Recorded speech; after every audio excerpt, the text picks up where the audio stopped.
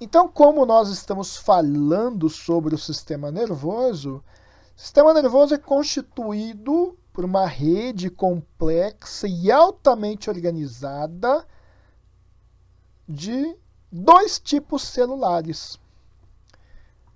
Os neurônios, é o primeiro tipo, bilhões de neurônios, né? Indivíduo adulto, jovem, tem lá aproximadamente 96 a 100 bilhões de neurônios. E nós temos um outro tipo de célula, que são as células da glia. Então, o sistema nervoso todo é formado por neurônios e por células da glia. Neurônios são as unidades funcionais, são as células funcionantes. As células da glia são as nossas células de sustentação e defesa, né? Detalhe importante: neurônio, ele precisa das células da glia. E as células da glia só existem por causa dos neurônios. Então, eles devem coexistir. Neurônios e glias sempre estão juntos. Se eu tiro um dos dois, o processo fica comprometido. Morrem muitos neurônios, e se a célula da glia não tiver neurônio, elas vão morrer também, porque elas perdem a sua função. Como a função das células da glia são células de sustentação e defesa, se elas não tiverem os neurônios, elas não têm função, elas acabam morrendo, né? O neurônio sem glia, ele até vive, né? Só que ele fica comprometido, né, nas suas funções. Ele não exerce as funções de maneira adequada. Tudo bem?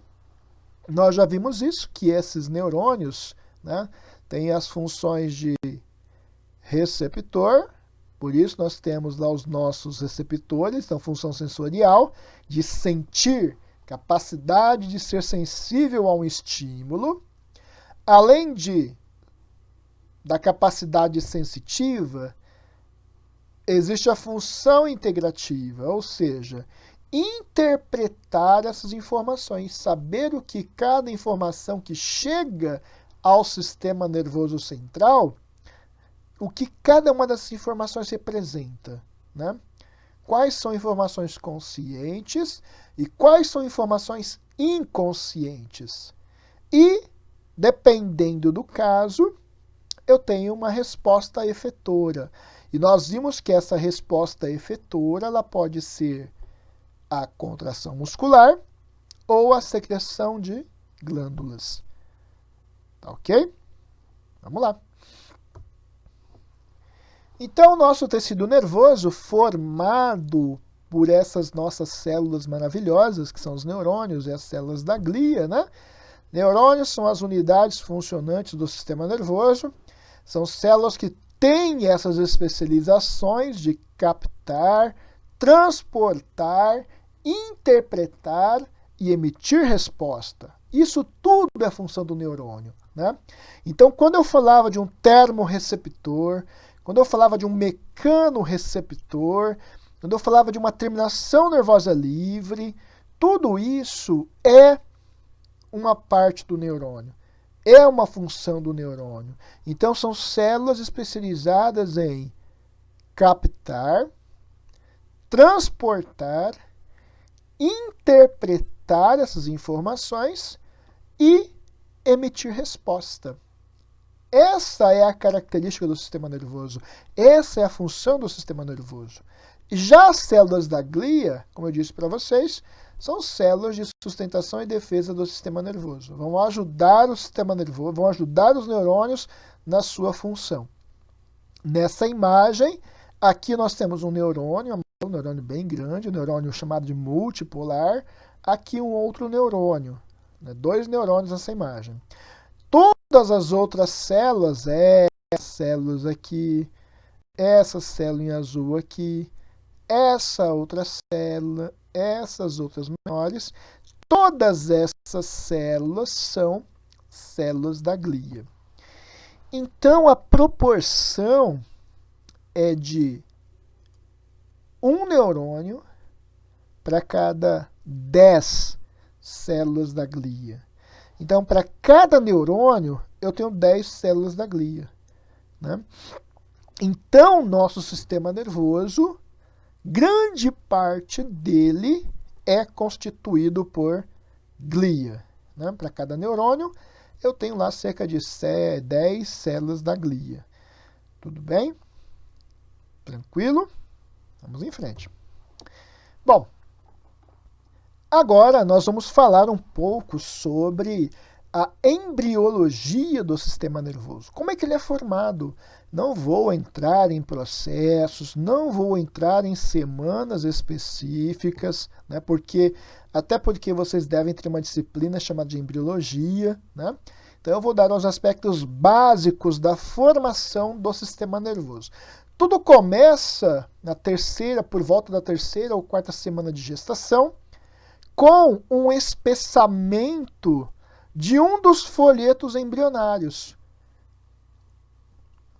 Nós temos ectoderme, mesoderme e endoderme. Desses 3 folhetos embrionários, quem vai dar origem para o sistema nervoso é o ectoderme. Poxa, professor, o ectoderme, o mesmo que forma a pele? Sim, porque nos seres mais primitivos, onde que estão os neurônios? Como eu disse para vocês lá no início da aula, onde estão localizados os neurônios nos cefalópodes? Na superfície, na pele. Né? Então, nesse processo evolutivo, os nossos neurônios também são formados pelo mesmo anexo embrionário que forma a pele, no caso, o ectoderme. Né? Alguns chamam de neuroectoderme. Bom, então eu tenho lá a formação do sistema nervoso pelo neuroectoderme. Eu tenho um espessamento, primeiro fica mais grosso esse ectoderme, e vai formando, né, gradativamente 2 grandes estruturas, o tubo neural e a crista neural. Tubo é a parte central, a crista é a parte lateral. Deixa eu ver na outra imagem aqui. Vamos ver aqui. Aqui. Então aqui eu tenho, né, o nosso ectoderme, ou neuroectoderme. Eu tenho um espessamento desse ectoderme, formando então uma placa neural. Depois forma-se um sulco neural. Esse sulco vai tornando-se cada vez mais profundo e ele vai se aproximando, formando dobras, até que tenha um tubo neural central. Formou o tubo neural, concomitantemente, ao mesmo tempo, vai sendo formado 2 regiões laterais, que são chamadas de crista neural. Então, no processo de desenvolvimento do sistema nervoso, existe, né, um tubo neural e existe uma crista neural. Existe aqui, então, o tubo neural. Estão vendo aqui? Ó, isso aqui tudo é o tubo neural. Então, eu tenho lá, né, a formação desse tubo neural que dá origem para nós à parte central do nosso sistema nervoso. Né? Então, o tubo neural vai formar o sistema nervoso central. E a crista neural, as células da crista neural, vai dar origem para nós ao sistema nervoso periférico. Se a gente voltar aqui no slide anterior, então lá, ó, tubo neural formando o sistema nervoso central, crista neural formando o sistema nervoso periférico. Além do sistema nervoso periférico, forma para nós a medula da glândula suprarrenal, os odontoblastos, os melanócitos, são as células responsáveis pelos pigmentos, pela melanina, e a célula de Schwann, que é uma célula da glia. Tá? Desculpe. Então aqui nós temos essa vista esquemática, né? Relacionado com a nossa embriologia do sistema nervoso. Quando eu observo nessa outra imagem aqui, eu vejo uma imagem de microscopia eletrônica de varredura, mostrando então a placa neural. Então isso aqui tudo é um neuroectoderme. Então eu tenho um espessamento dessa placa, formando então um sulco neural. À medida que eu vou tendo o desenvolvimento desse embrião, esse sulco vai tornando-se mais profundo até formar uma goteira neural. Aqui nós estamos vendo já o primórdio, né, desse tubo neural e da crista neural que está vindo lateralmente. Até que finalmente seja formado o nosso tubo neural, né, e lateralmente a crista neural, dando origem então aqui aos órgãos, estruturas do sistema nervoso central e a crista neural formando para nós o sistema nervoso periférico. Olhando um pouco mais, nós vamos perceber que esse tubo neural ele vai se desenvolvendo, né, em duas extremidades, formando algumas vesículas, né, que nós chamamos então aqui de dilatações. Então eu tenho essas vesículas, que é o prosencéfalo, o mesencéfalo e o robencéfalo. O prosencéfalo vai formar para nós o cérebro. O mesencéfalo e o robencéfalo formam para nós o tronco encefálico e a medula espinal, né? Então, à medida que eu tenho desenvolvimento desse tubo neural, vão se formando dilatações. Essas dilatações, elas formam para nós o prosencéfalo, o mesencéfalo e o robencéfalo. O prosencéfalo forma o cérebro. O mesencéfalo forma o nosso tronco encefálico, né? E o robencéfalo, a parte da medula espinal. À medida que esse fechamento vai acontecendo, né, do tubo neural, isso aqui é só na parte cranial, na parte da cabeça, tá? À medida que esse tubo neural vai se fechando, ele fecha do centro do corpo do embrião para as extremidades. Se eu olhar nessa imagem, vamos voltar lá naquela outra imagem do esquema. Então, se eu olhar nessa imagem aqui, ó, né, o tubo neural se fecha do centro para as extremidades, para cima e para baixo. E o que isso significa? Significa que eu posso ter problemas no fechamento desse tubo neural, problemas no desenvolvimento completo do tubo neural. Como problemas? Então, observem aqui, ó. À medida que vai se desenvolvendo, né, então a extremidade rostral ou cranial vai formar para nós o encéfalo e outras, né, regiões do tubo neural vai formar para nós a medula espinal. Até com cerca de meses de gestação, eu tenho completamente aqui o encéfalo e a medula. Como eu disse para vocês, alguns problemas no fechamento desse tubo neural, como por exemplo a falta de ácido fólico durante a gestação, pode provocar o não fechamento do tubo neural. Se não ocorrer o fechamento desse tubo neural, alguma parte do sistema nervoso não vai ser formada. Vamos ver como é que isso acontece.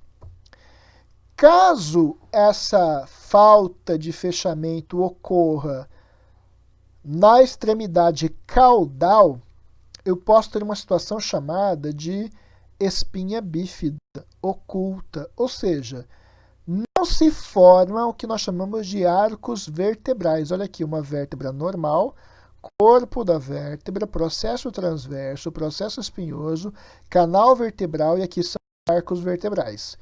Quando não ocorre o fechamento, vejam nessa imagem aqui, ó, eu tenho o corpo da vértebra, o processo transverso, mas eu não tenho os arcos e nem o processo espinhoso.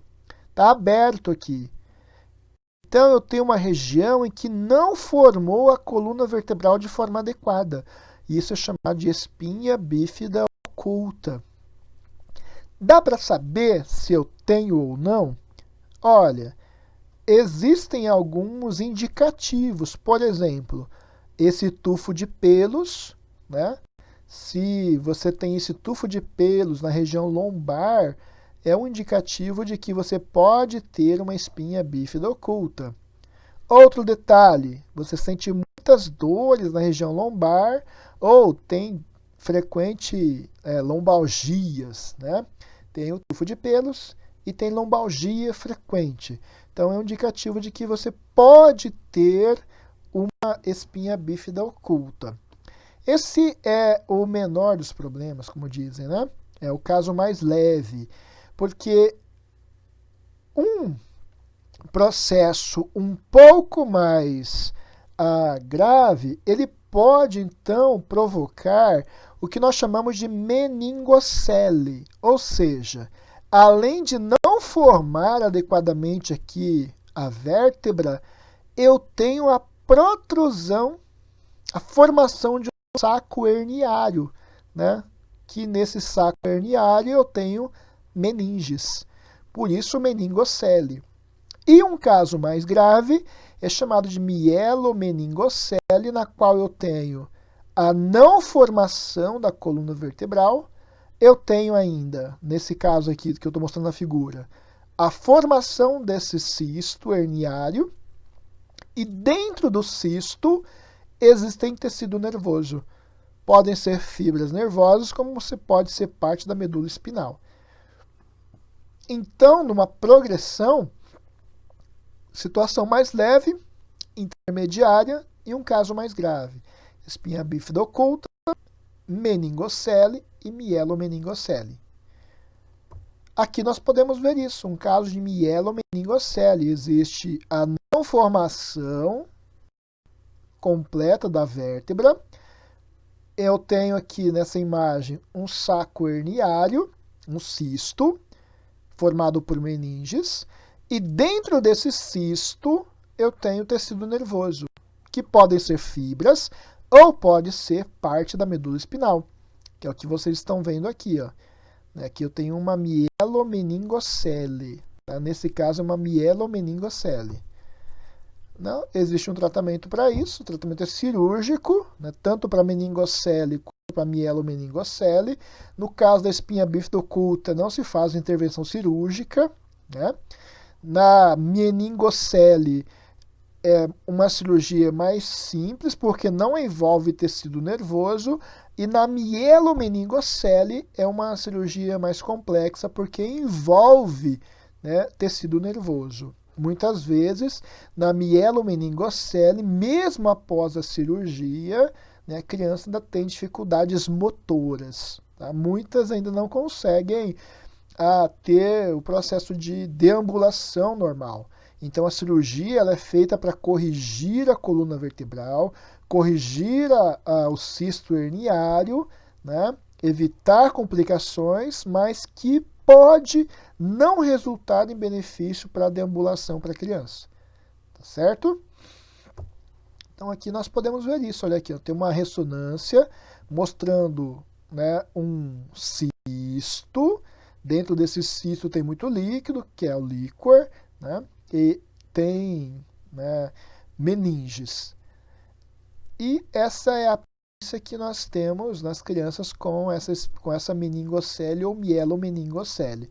Quando é uma espinha bífida oculta, né, não vai ter nada, só vai ter no máximo um tufo de pelos, né, identificando que ali possa existir uma espinha bífida oculta. Agora, quando o problema é na extremidade cranial, aí o processo é mais complexo, porque vai gerar, né, o que nós chamamos de anencefalia. Ou seja, o encéfalo não vai ser formado.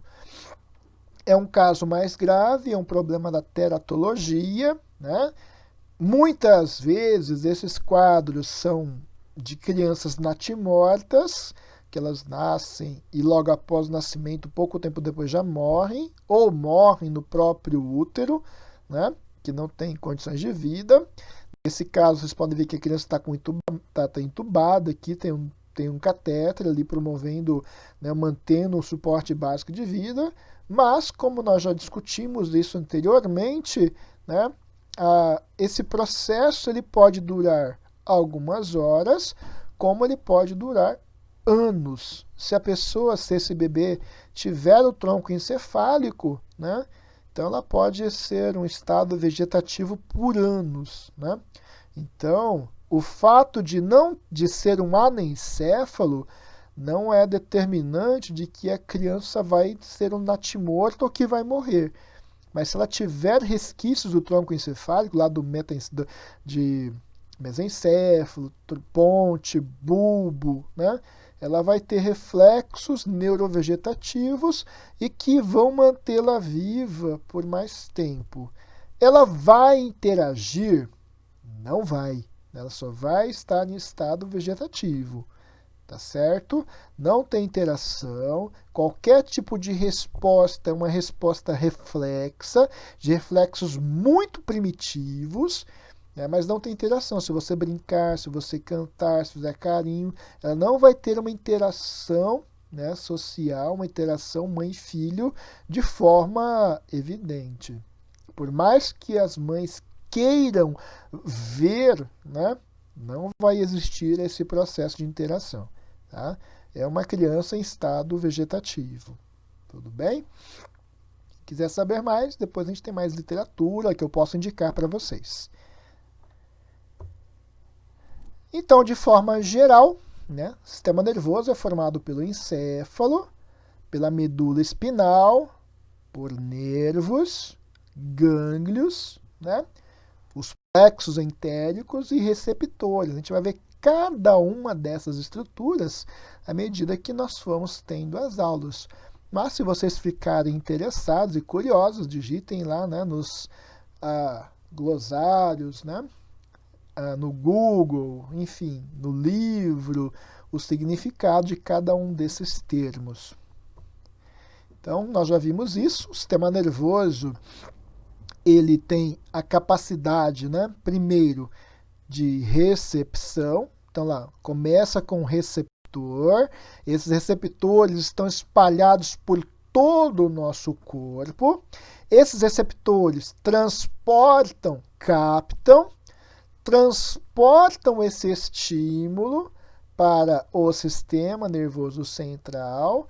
O sistema nervoso central processa a informação, ou seja, interpreta essa informação e emite uma resposta, né?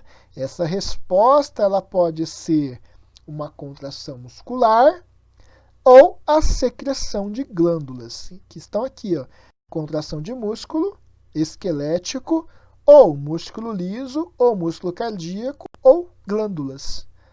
Tudo bem?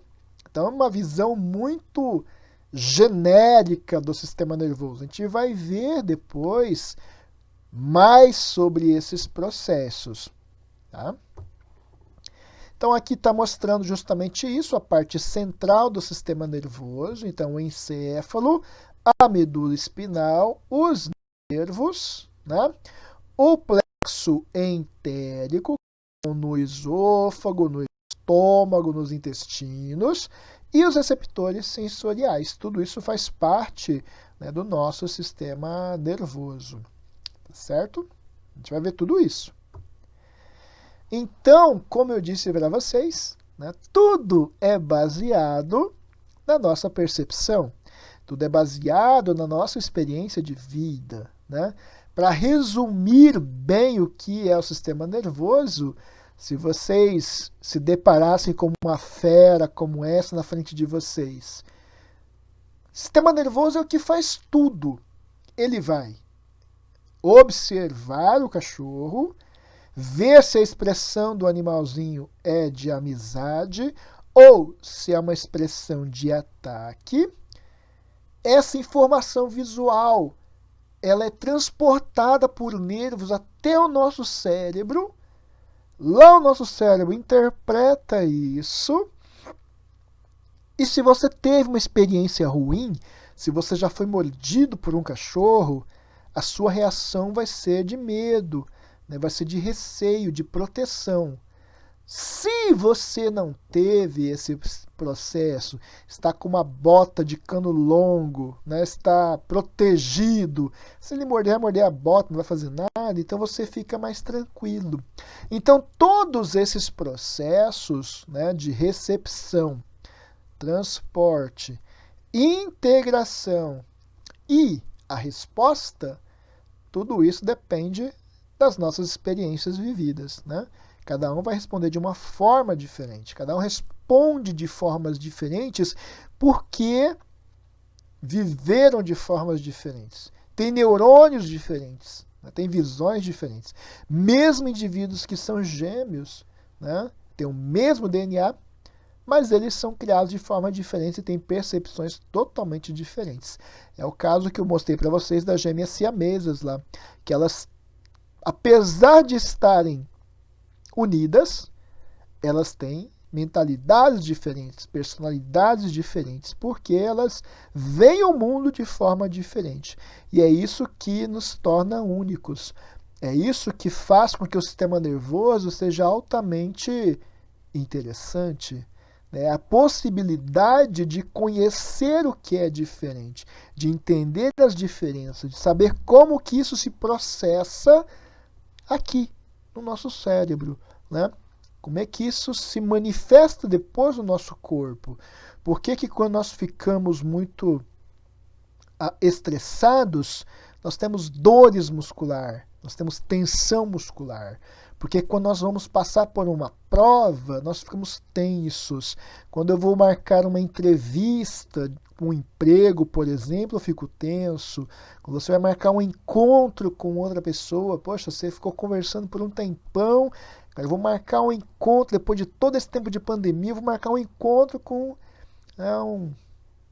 um pretendente. Né? Então, tem pessoas que ficam muito ansiosas com esse momento. Então, tudo isso é relacionado com a resposta do nosso sistema nervoso. Né? Até mesmo a forma como vocês recebem a aula deste que vos fala. Né? Dependendo do momento em que vocês estão, a aula vai ser mais ou vai ser menos proveitosa. Tudo bem? Espero que vocês tenham gostado dessa parte introdutória. Se tiver algum comentário, alguma dúvida, deixem aí ou me mandem um e-mail e nós vamos respondendo. Tudo bem?